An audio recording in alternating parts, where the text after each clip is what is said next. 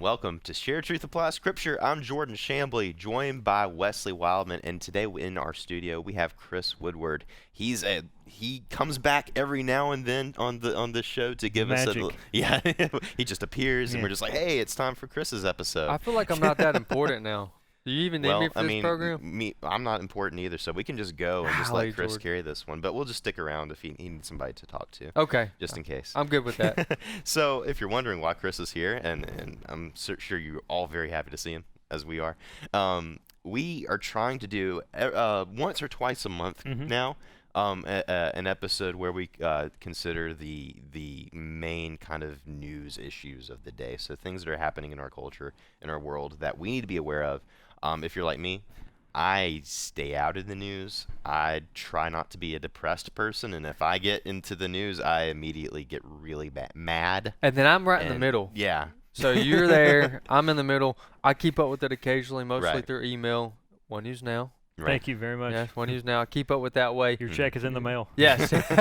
I keep up with it that way, as well as it's just part of my environment where I work to as well. And then you have those like my brother, who has a radio program on the weekend for this. He eats it up. That's his thing. And look, I'm glad together, that there's all of us. We need all of these differences coming together, make something really good. Yes. Right. Yeah. And you're gonna get there, Jordan. You're gonna get there. I don't know if I want to get there, so we'll see. Anyway, so yeah, we're gonna take this episode and you're gonna walk us through some of these things that are happy to do it. And me and Wesley will use our wisdom and our not interrogation skills to decipher what's going on and what you should think about it. Yeah. So this is not fair and unbalanced. No, right. So where are we going first? Yeah. Well, the big topic really that affects everybody listening and those that are not listening is the election coming up. We've had half a dozen debates or so now. There are more to come beginning in December. Boo! Sorry. Yeah. They're actually very funny. But yes, go ahead. Yes. I get paid to watch these things and tell others who's argued about what. But the election's coming up, and as is expected, healthcare, immigration, college savings plans, climate, how we deal with issues and regulations and things like that remain a big issue. And I know it's cliche if that's the correct word to use, but you will hear, and I think it's correct, we don't just elect a president, we elect a president that decides and nominates cabinet members, judicial nominees, as I mentioned, regulations, tax structure, all these kinds of things, and that is why it is so important to be paying attention to these issues, to know where these candidates stand, including President Trump and his administration, and also to be in prayer for things because, the Bible says, I brought it in, 1 Timothy 2:3 tells us that we're to be in prayer for those in leadership, and certainly there are many people, still about 18, 20 candidates for the Democratic Party's presidential nomination that want to replace Donald Trump in the White House, and that is why we are here talking about it today, and we'll continue to cover it at American Family News. Yeah, so I've watched 2 of the 5 or 6 of the presidential debates for the Democrats. And I noticed that at one point there was 23, and they told them that you can only have 20 on stage, and they did part 1 and part 2. Right.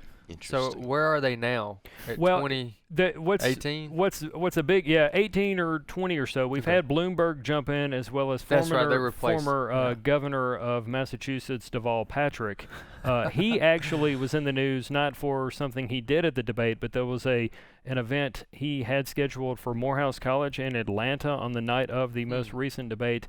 And unfortunately for Mr. Patrick, only 2 people showed up, and they may have been the people there with cameras. There was somebody took a picture. Are you serious? Right, yeah, literally your first campaign event since you've officially filed, and there's 2 people sitting in the chairs. No.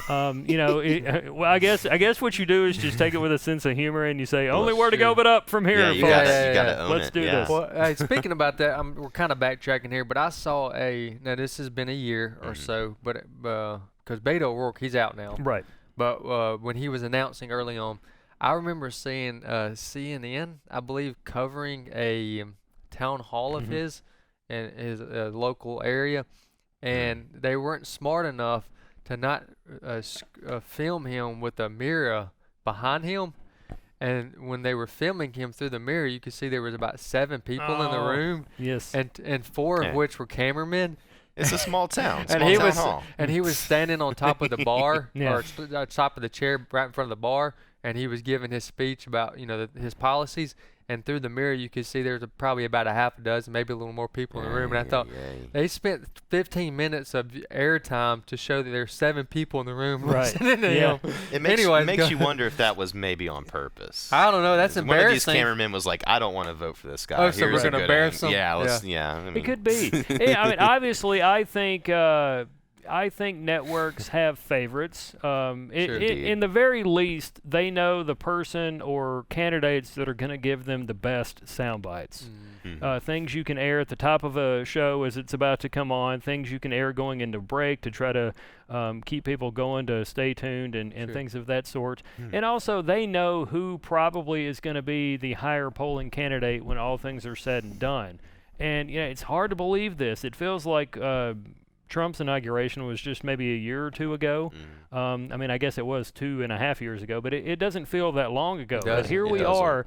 We're 6 weeks to 8 weeks away from really the presidential election season officially beginning. Because you've got the Iowa caucuses, then you go to New Hampshire, South Carolina. What's really interesting with Iowa right now is the connection between the impeachment proceedings in the House and how that may affect candidates for the Democratic Party's presidential nomination. Because if the House does vote to impeach President Trump, and it looks like they might before Christmas, it will spill over into a Senate trial that would most likely begin somewhere in January, which is exactly when the candidates for the Democratic Party's presidential nomination, and I keep saying that way because Bernie Sanders is an independent, not a Democrat, but it's exactly when those senators, all of which are in favor of impeachment, are going to need to be in Iowa trying to get support for votes and things of that sort. So maybe that's Mitch McConnell, Majority Leader Mitch McConnell's backhanded way of keeping them from gaining the necessary support and the headlines they need. Oh, occasionally he does something. He does. He doesn't bring up a lot of things for vote that people on the center right would like to see brought up for vote, but sometimes you see there's a wheel in motion there too. Yes. Wow. Hey, let me mention something before we get back into the news, and that's that with these with the presidential election season coming up, AFA, myself, Abe Hamilton, Rob Chambers, and Walker, the 4 of us, will be traveling to several key swing states doing town halls in 2020. So I want to give those locations. Don't contact us yet for details of time and address because we don't have that yet. But I do have the states, and I'll give you the month. So in January, we'll be in Iowa. And February, we'll be in Pennsylvania. March, we'll be in Arizona.